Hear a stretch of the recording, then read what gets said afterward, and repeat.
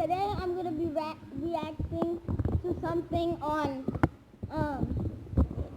that story thing. So let's get on with the video.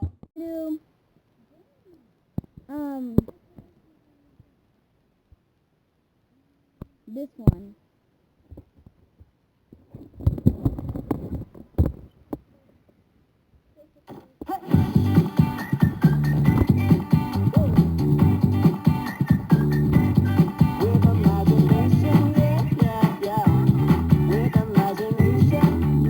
S.C. Johnson. So this was this super hot guy named Jonah. Everyone was always rolling on him. It was really cute. I was really excited because that day he came up to me at my locker and he was like, hey, so you doing anything tonight? And I was like, no. And he was like, do you want to maybe come to my party? Inside, I was literally screaming because I was like, oh my god, the hottest guy ever just asked me out. And I was like, yeah, sure. But inside, I was obviously like exploding. So then I ran home, asked my sister to take me to the party. And it was really good. It was going great. We got pizza and everything. And Jonah said, do you want to help me? I kind of stubbed my toe and I can't find the Band-Aids. So I was like, are you sure? I didn't ask him, but I was like, I'm pretty sure you didn't, but whatever, let's go in. So we went into his room. We were just sitting and laughing, and we just had so much fun talking, and I really, got to know him better. And then we were like still looking for the Band-Aids, and we were like, where are they? And then we sat back down on the floor, and I was like, oh my god, is he leaning in for a kiss? And I straight up put my tongue in his mouth and kissed him. And he was like, wait, what the hell are you doing? I was like, well, you leaned in for a kiss. And he was like, you have the Band-Aids behind you. They were under my bed. And it was like, oh my god. Like, I almost shot myself there. It was so awkward. I was like hoping that he would say, but like that was good or it was worth it. But he was in the like, biggest silence ever. Like I could literally hear the crickets. And I was like, I gotta go, okay? And then like his friends were waiting outside because they were like, oh, are you okay, Jonah? I don't know. I just started crying. Everyone the next day was like, did you really kiss Jonah? And then I was like, oh my god, what a mean person Jonah is. I'm telling everyone. I went up to Jonah. I was like, why would you do that? It was an accident. And he was like, he didn't tell. Like, his friends heard.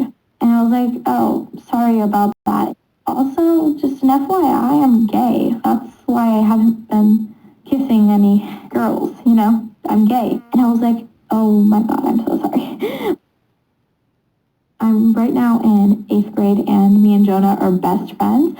And now I don't kiss him by accident because I know he's gay. So yeah, that's my story.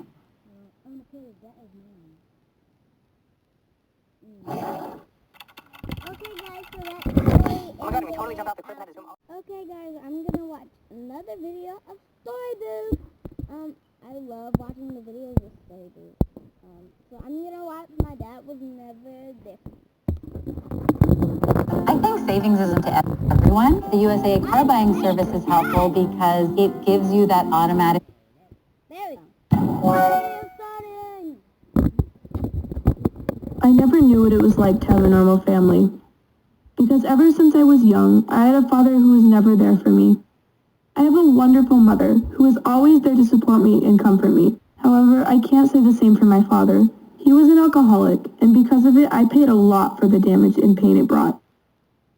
I couldn't just be normal.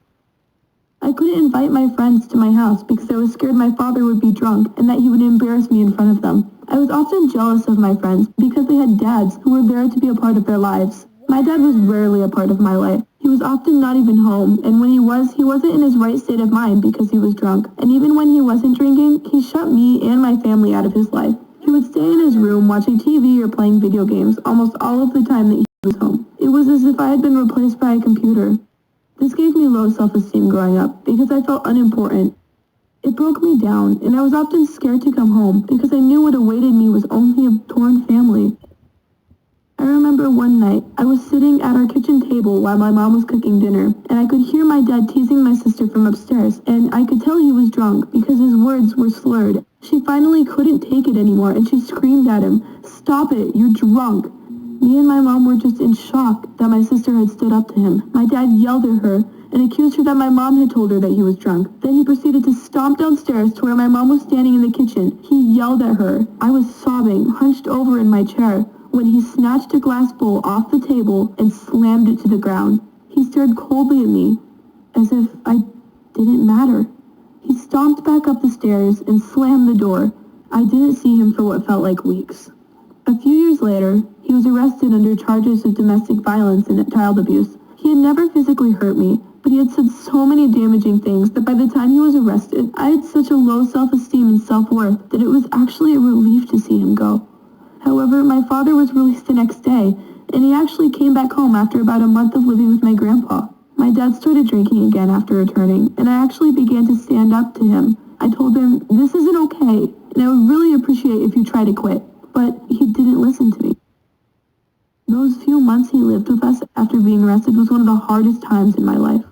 Then one day, my mom just had enough, and she kicked him out, followed by a divorce. I have been slowly recovering, and after months, I realized that I am important, and I do matter, and no one should ever have to feel like they are unimportant because someone makes them feel like they are worthless. I'm scared because soon I have to face my dad again for court reasons, but I know in my heart that I am strong, and that I will have the strength to stand up to him. So guys, I think that one was good too. Oh my god, we totally jumped off the cliff and had to swim all the way to shore because the dog chased us all the way to the end.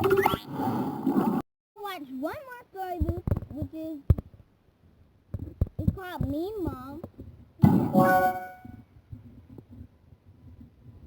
There are people in our lives that make us feel safe and loved and respected.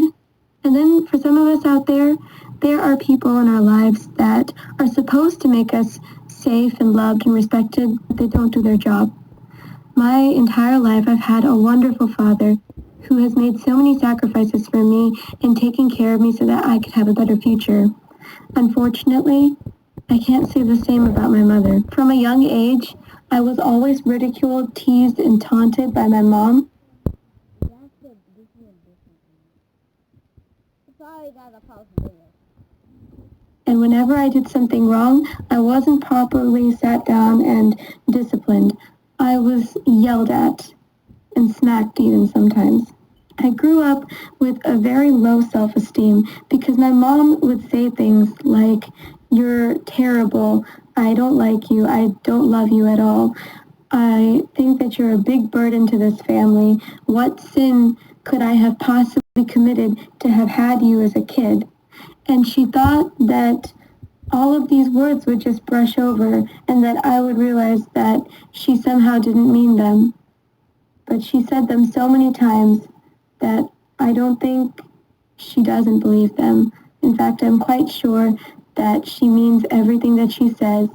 And as a result, it has lowered my self-esteem and my self-worth, and it has made me do things like cutting and inflicting self-harm. As a young adult, even now, I suffer with this. Of course, I've stopped inflicting self-harm, but I have struggled with my self-worth so much. Whenever I look into the mirror, I can't see a girl that I love and appreciate. Wow, I can't see somebody that is strong and independent. I see someone who's weak and who's been broken and shattered by a negative influence all her life.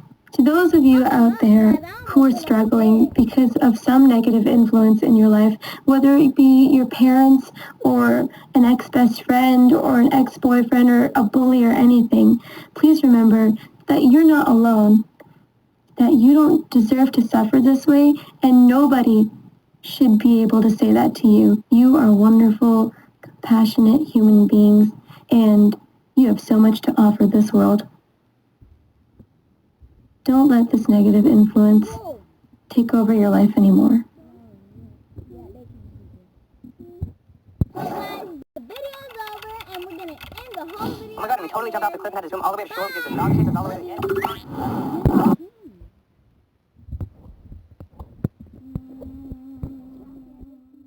I wanna be with